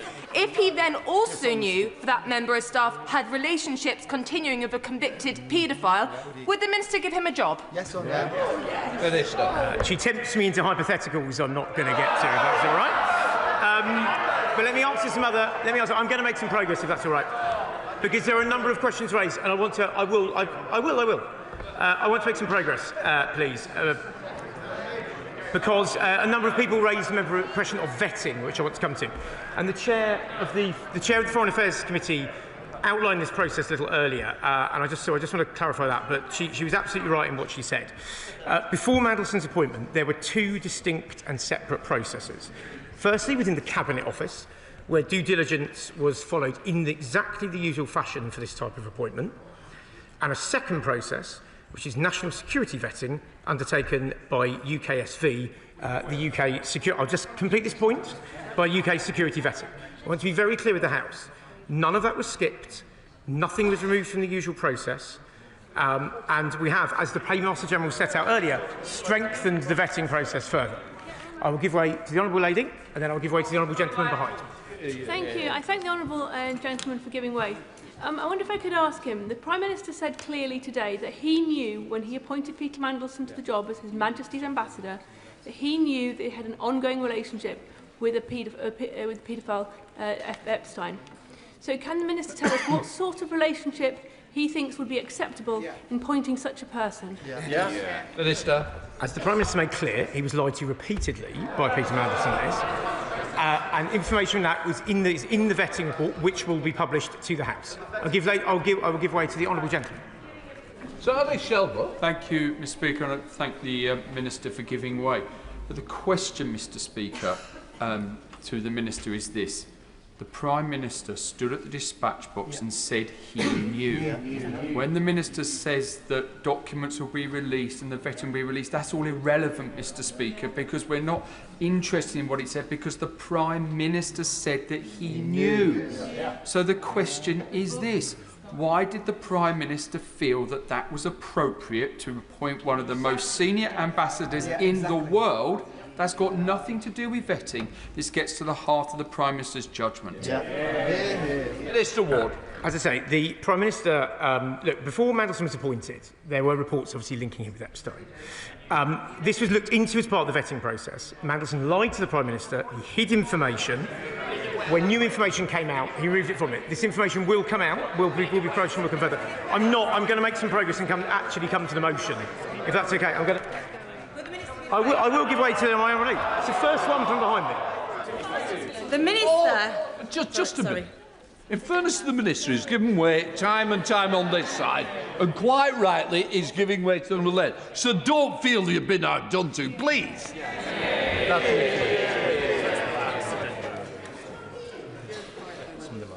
Thank you, Mr. Speaker. Will the Minister agree with me that the reason we are here today is because of the brave women that have spoken out and led us here, that we have a responsibility, a shared responsibility as a House, to make sure that no stone is unturned. And as a government, we will absolutely make sure that the victims at the heart of the paedophile Epstein's crimes get the justice they deserve. We carry on calling out this behaviour wherever we see it, and we make sure that now we are in government, we will do everything we can to halve violence against women and girls. It comes too little too late, but it's needed now more than ever. I absolutely agree. I couldn't have put it, well, I couldn't have it anywhere near as well as that. And the Honourable Lady made, as I say, an incredibly powerful speech earlier. She quoted Virginia Giuffre in her speech at length. I thought that was an extraordinarily powerful way to make the point, and she made it better than anyone, because it's the victims we should have in mind. I will give way. I will give way one more time, and then I will come to the motion, if that's all right. I appreciate the Minister for giving way. One of my concerns has been that when Mandelson was our ambassador in DC, he was responsible for a very large embassy. Now, there may have been members of the Foreign Office staff there who have survived rape or sexual assault, or they may well have been sexual assaults during his tenure of ambassador. Can I confirm that Foreign Office ministers have reviewed all HR decisions he made while he was there as ambassador to make sure that any women who had any concerns about treatment or they were spoken to or things they reported received the support that they deserved? Can I thank her for that point? Look, anyone who obviously would make any allegation or any report of that would obviously be treated seriously. I will take it up with Foreign Office ministers, if that's okay, and come back to her, because she does raise an incredibly serious point. I will give way one more time to the former Attorney General, if that's okay, and then I will... I'm extremely grateful to the Minister for giving way, and I know he wants to move on to the motion. But just before he does, the point was raised by my honourable friend with the Shadow Minister, but I'd be grateful for some reassurance from him. He's moved the manuscript amendment. If the House today passes this motion with the manuscript amendment attached, then a volume of material will reach the Intelligence and Security Committee. He knows that our administrative resources are limited, and we do not know what volume of material may be coming our way. The House will expect us to do a thorough job. We will seek to do one. But can I ask him to reassure me and the House that the committee will have the additional administrative resources it needs, if it needs them, in order to consider that material properly? Minister. Can I thank him for that, and for the speech he made earlier and the point he's making this? Absolutely yes. I completely recognise the point he's making. There is a lot of documents covered by the motion here. That's not a complaint, it's an observation, and that the ISC's role, they have the authority and respect of this House. They need the resources to go with it. We will ensure that that happens in the usual way. I'm going to go to the motion, if that's okay. I'm going one more time, and then the motion. Smith, I thank the Minister for giving way. Could he confirm on the floor of the House that the government will also include details of how the government managed conflicts of interest between Peter Mandelson's shareholding in Global Council and his activities as ambassador? And specifically, could he look at the background and come back to the House on 2 contracts, one to Adjournment Technologies and one to Palantir, which were direct award contracts, of which at least one of those clients was a client of Global Council? Can I thank him for that? And as I mentioned at the beginning, the way he went about his speech as well. Look, the humble address will cover that will be within scope of the humble address that we'll have it. And if there are specific further points regarding direct procurements that the Cabinet Office needs to look into, I will write to him and come back to him because that's a fair point. Well, from the I will intercept the opposition spokesman. I'm very grateful to the Minister for giving way, and he's being very generous with his time. The humble address is obviously about Lord Mandelson's appointment. However, the point raised by my right honourable friend was about 2 contracts, at least one of which went to, by direct award, a business that was a client of Global Council. The Prime Minister met that company whilst in Washington. It did not appear on his register of interest. Will the Minister assure the House that the Cabinet Secretary will look into the process that led up to that direct award? Minister. As I said, we will deal with what's in the first. Everything in the humble address we'll deal with.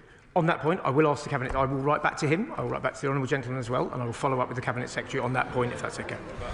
I'm going to get to the motion, then I promise I will give way, because you have been trying. I'm going to get to the motion. I'm going to get to the motion.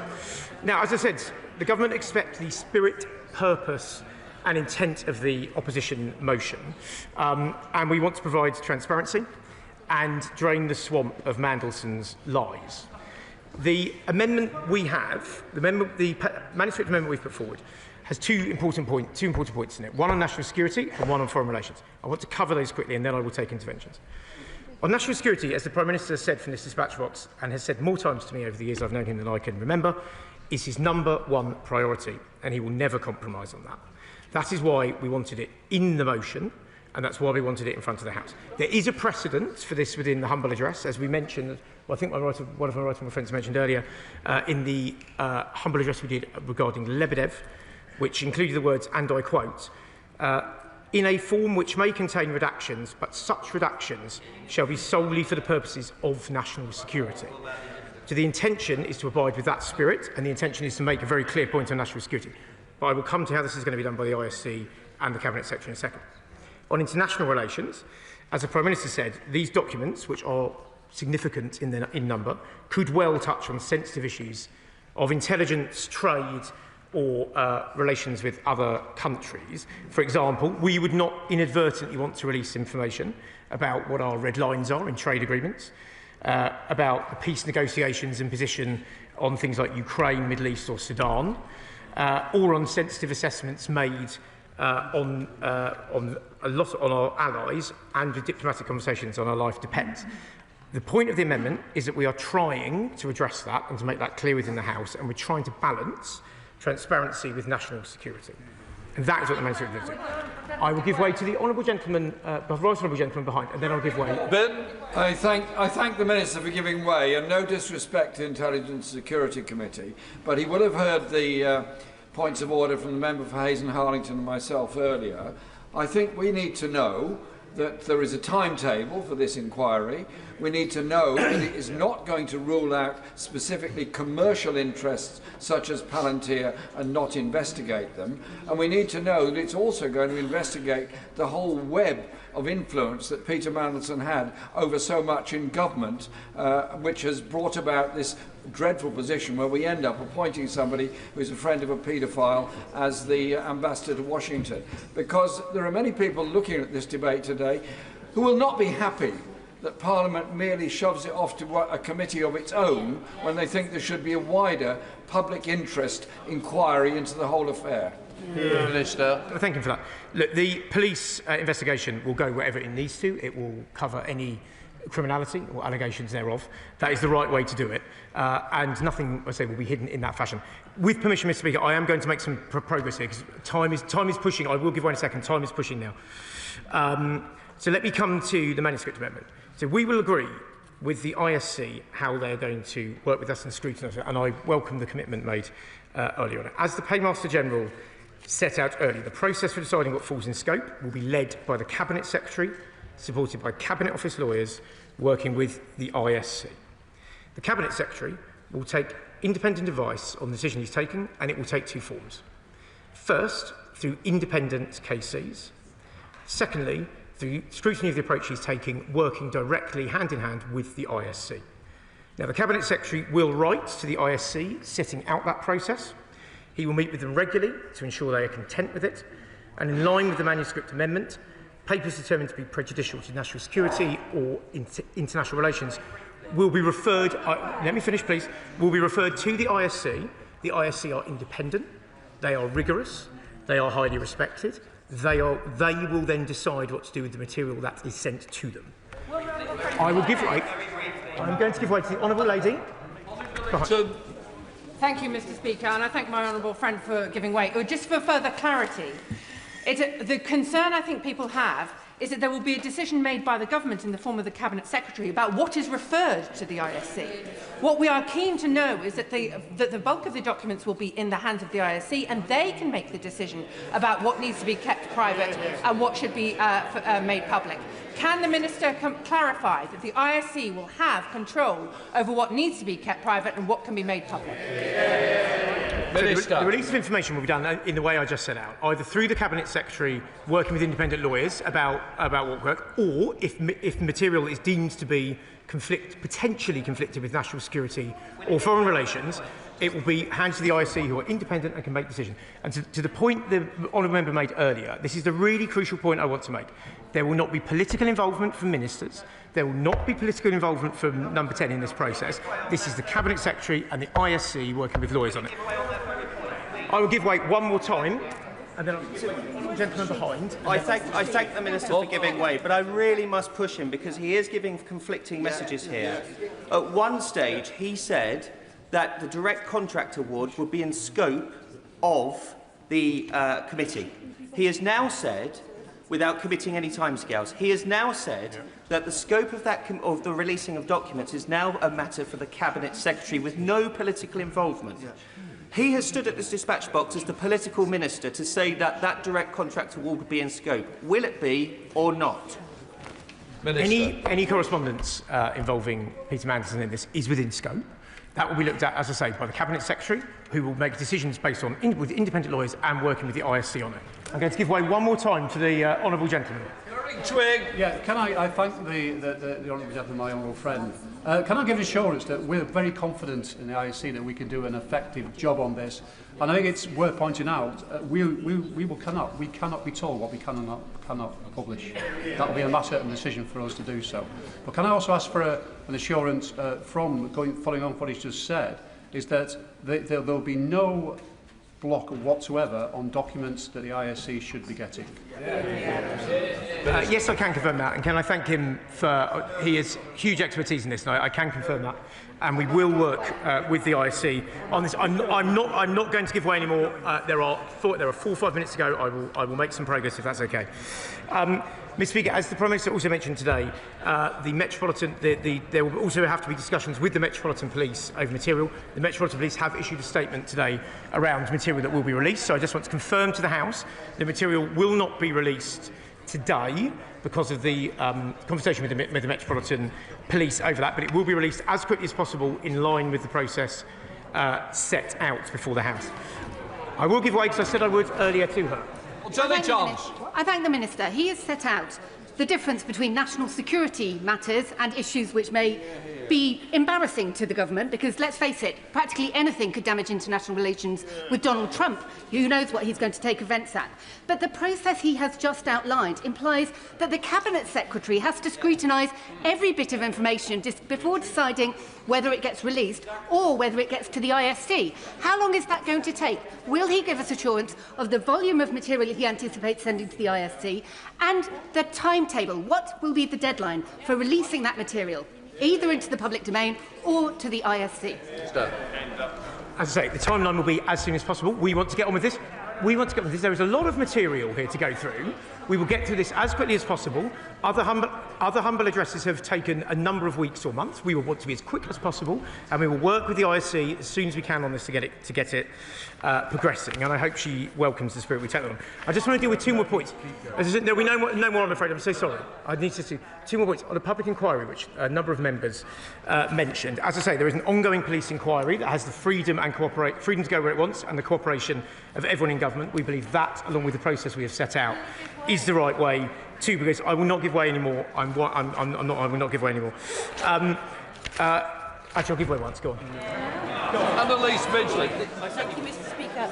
Can the Minister just clarify clearly that the documentation will go to the ISC and they will be the decision makers in terms of what is a risk to national security and international relations and should be in the public domain and not the Cabinet Secretary?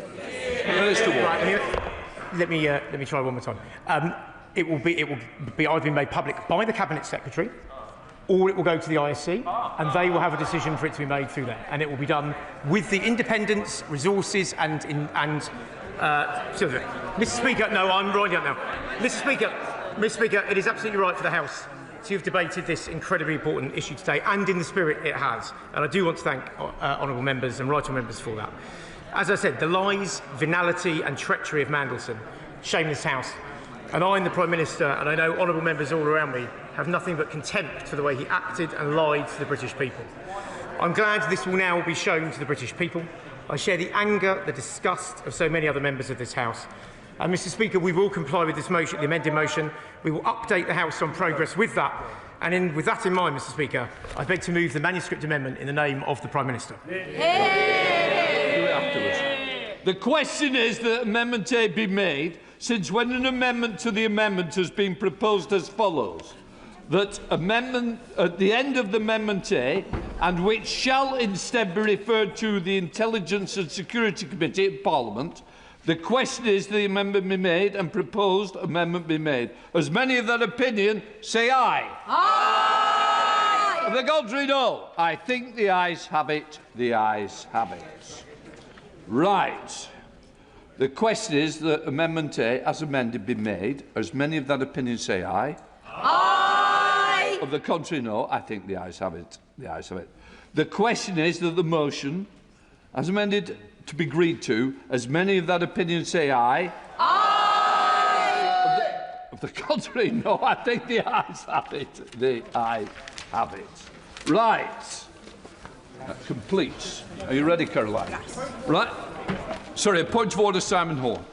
Speaker, it's in relation to the point that the Minister made with regards to the Metropolitan Police, asking that certain documents are not released in case they prejudiced a trial or an investigation.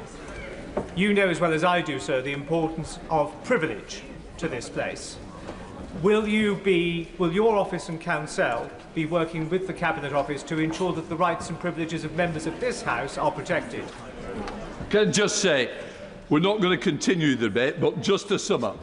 The question with the Metropolitan Police have no jurisdiction on what this House may wish to do. It will be whether the government provides or not. But just to let you know, they cannot dictate to this House. I'm going to leave it at that. I'm not going to continue the debate. It's been a long debate, an important debate. Let us move on.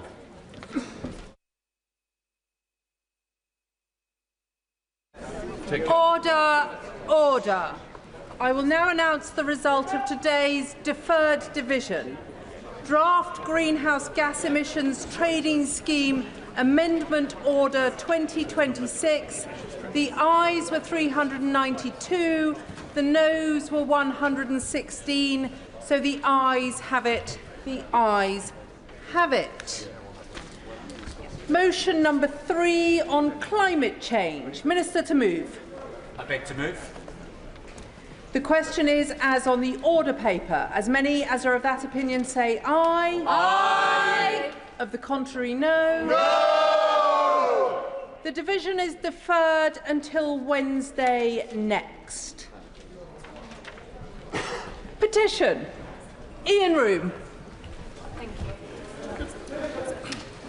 Thank you, Madam Deputy Speaker.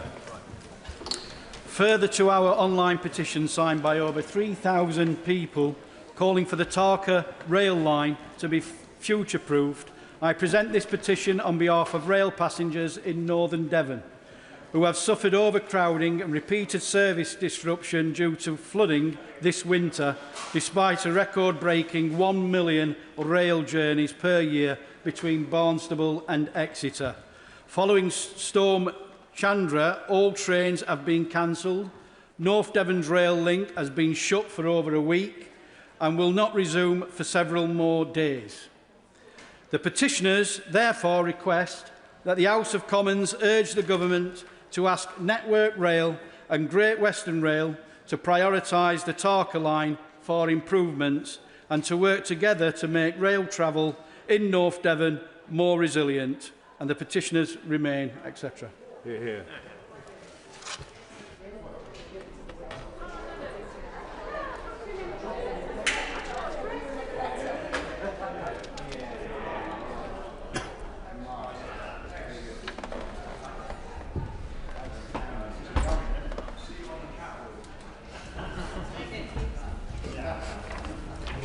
Petition the Tarka line.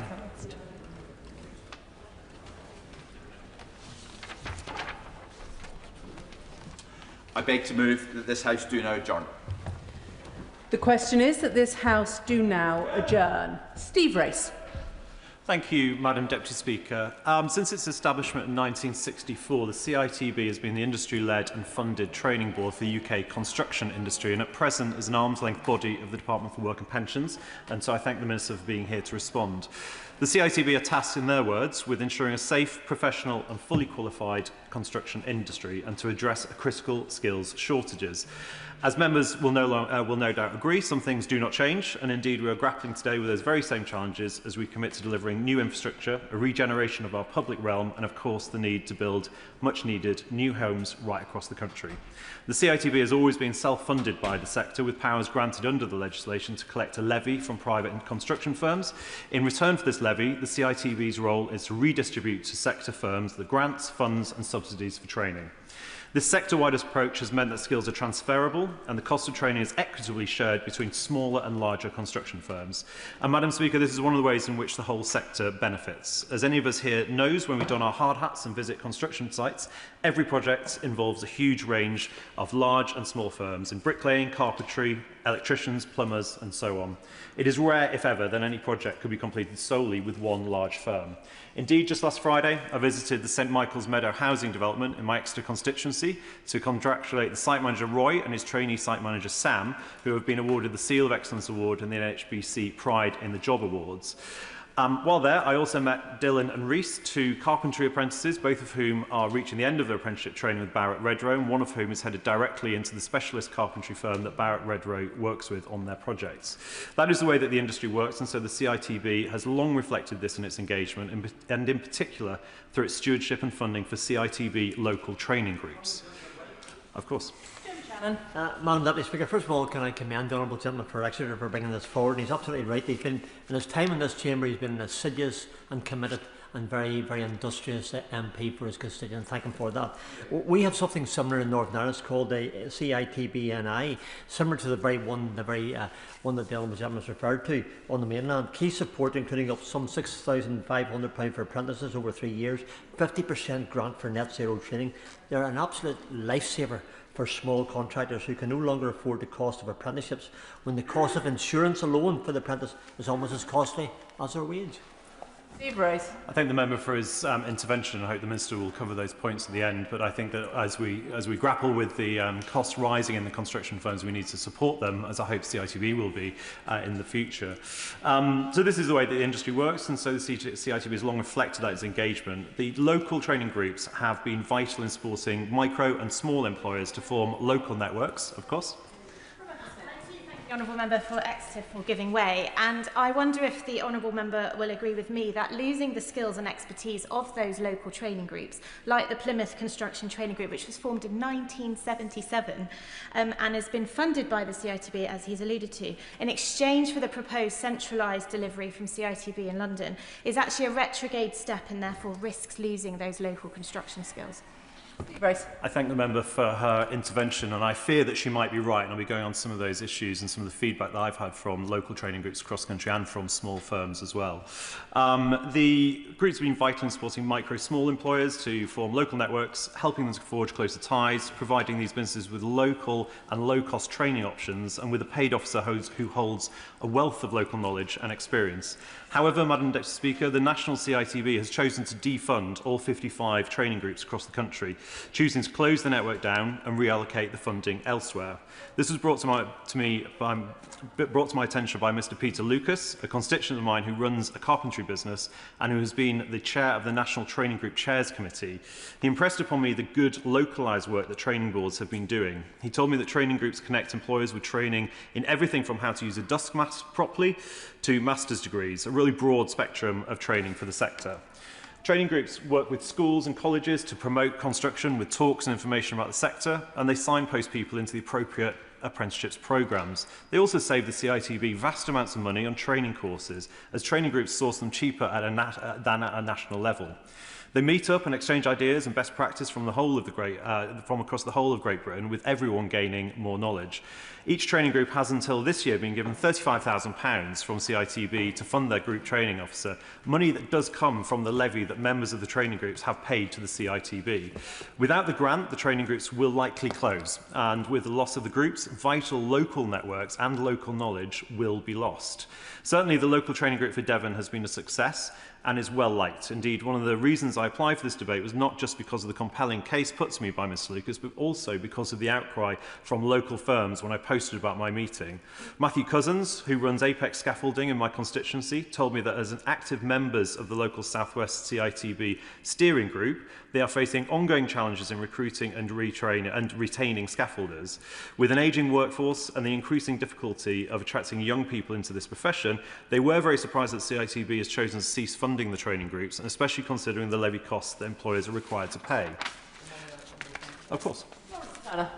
I thank him for giving way and congratulate him on securing this important debate, and I'd like to draw the House's attention to my chairship of the GMB parliamentary group and my membership of the Unite trade union, both of which organise workers in the construction sector.